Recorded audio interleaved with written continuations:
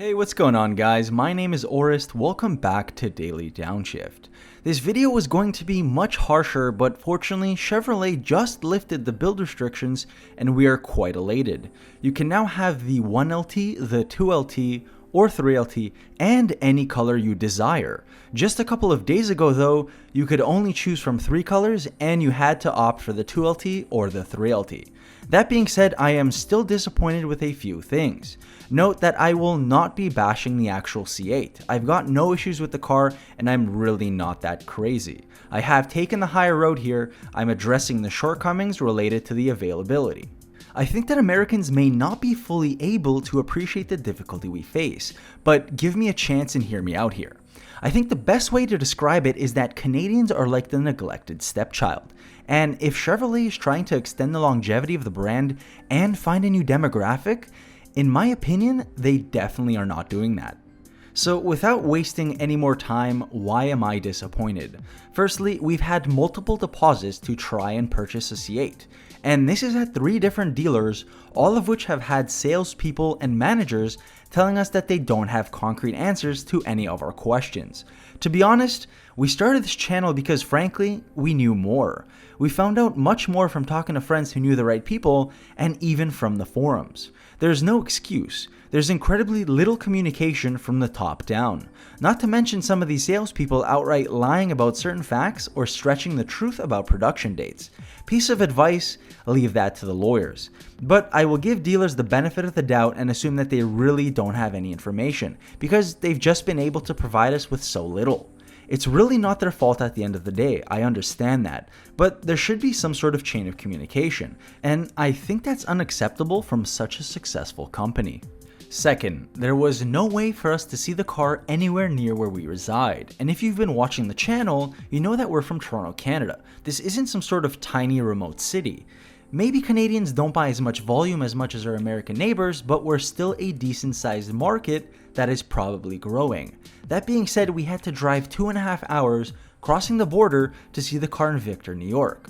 Now, don't get me wrong, I'm glad we got to do that trip. We got the BMW M2 out and we had some serious fun with it. It was a mini adventure for us that broke up the daily mundane routine. But every second person in that dealership was confused and asked why we came all the way down there. We felt like tourists who were going to see some super exotic limited car, which in terms of marketing, I'd say that's pretty cool and effective. But on a practical level of access to a mass-produced vehicle, I was not impressed. However, let me briefly interject and shout out those guys at Victor Chevrolet and the team that travels with the car, both Richard and Raul. Those guys answered all of our questions, let us stay late, and just treated us as if we were longtime friends. Absolute class and 10 out of 10 customer service. To continue, we then stumbled upon a different C8 event, where one was going to be on display in Green Bay, Wisconsin. More importantly, it was most likely not going to be the Sebring orange model that we'd had just seen. That right away piqued our interest because we wanted to see one other color at the very least before choosing one, as anyone trying to purchase a car logically would, right? The only issue was that it was a 12-hour drive and the event was during the day on a Friday.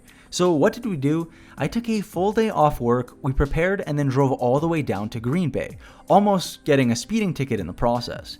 In truth, we got extremely lucky because it turned out to be the Blade Silver, which was actually the other car we were considering. A complete coincidence. But the negative highlight about that was that the Chevrolet team told us we couldn't even sit in the car. So not only were we dead tired as we arrived to the venue at 6 in the morning, and then they tell us to back away from the interior, I actually couldn't believe it. If you can't tell by now, we've gone well out of our way just to see the car in the flesh. Sure, it's been fun, but it's been inaccessible, and that's putting it nicely. Third and final disappointment. They're only bringing about 3,000 units to Canada in the first year, and surprise, surprise, they're already all sold out. Again, we may not have the population of the United States, but Canadians, especially from big cities like Toronto, Vancouver, and Calgary, are not poor people. You'd think somebody at Chevrolet would get the bright idea and consider that maybe they can move a few more units here. I will give them the benefit of the doubt though, because maybe they did this as a trial run for the first year and then they would ramp up the supply. I really can't confirm that one. And I'm gonna level with the viewers right now, we were not one of the first people at the dealer lining up to get one. The reason why was because we first wanted to hear more about the car and do some due diligence before spending an arm and a leg. So maybe we're a little bit to blame for that one. However, I'm still disappointed in the amount of allocations. It just blows my mind that this is a quote domestic product unquote. It's supposed to be affordable and accessible to everybody. It's not like we're trying to get close to a hypercar like a McLaren P1 or something. Anyways, to wrap this up and conclude, let me state that again, I have no issue with the car at all. I honestly can't find anything I hate about it, and I'm so hyped to drive this car, whenever that may be. But the entire process of purchasing this car that's not only mass produced, but built literally a 5-hour drive from us is a bit disappointing in my books. I understand they have to keep the hype train moving, but this is the wrong way to go about it.